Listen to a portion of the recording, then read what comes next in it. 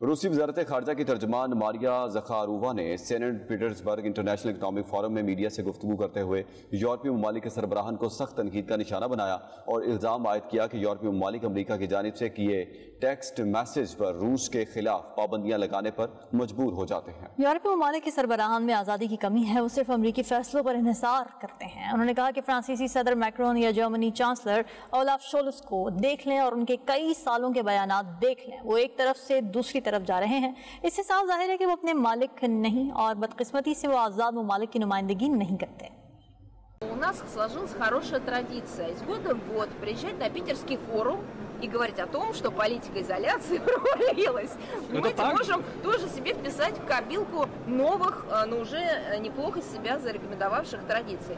Но уже скучно даже это обсуждать. Понимаете, вот только что Сергей Лавров вернулся из турне по африканским странам, которые благодарили нашу страну не только за исторический вклад в их деколонизацию, в становление их как самостоятельных стран.